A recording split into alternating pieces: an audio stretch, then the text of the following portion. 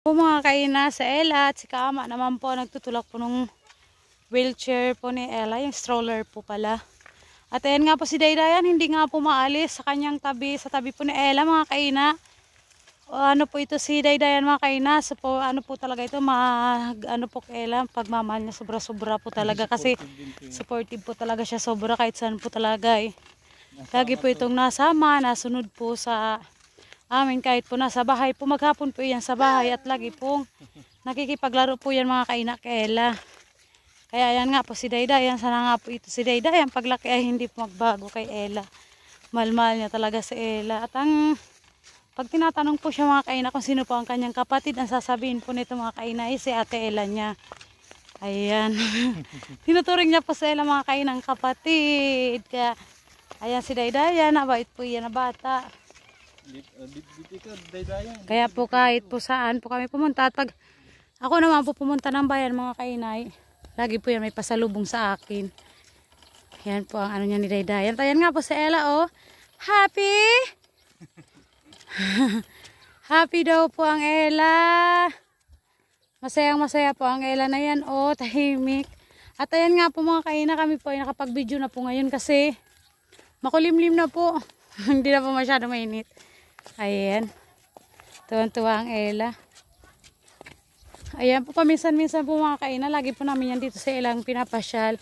Pero kung nakikita nyo po palagi dito, minsan ko lang po yan ang stroller kasi po mga kaina. Kapag may pasok po talaga, ay maya po andan dito ng mga motor. Kaya po hindi po namin masyado inaano itong mga stroller ni Ella. Sinasabay po gawa ng ito lang naman po ang kalsada dito. Maliit lang po.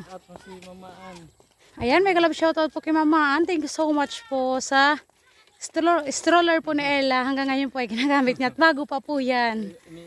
Iniingatan po namin talaga ito kasi napakalaking tulong po nito, Mamaan. Ayan. Pati yan, lahat po yan kay Mamaan po galing. Thank you so much po, ma'am.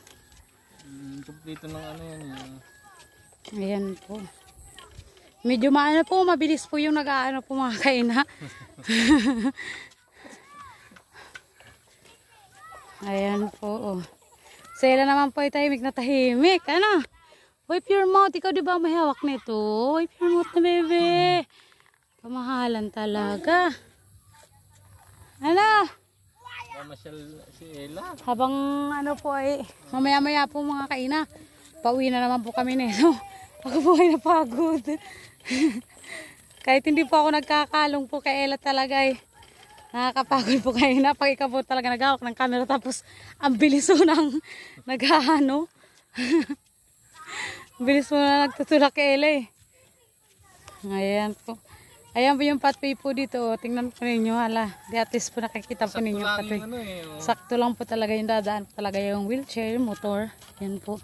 Ayan mga kaina, thank you so much po sa palagi niyo pong panonood po sa amin at sa suporta po ninyo sa amin, lalong-lalo na po kay Ella sa pagmamahal niyo po. Maraming salamat po. Ayan, may kalab shoutout din po pala kay Sir Jerome. Ayan, thank you so much Sir Jerome. Palagi po kayo nandyan po sa amin. Thank you po. Ayan, ingat po kayo palagi.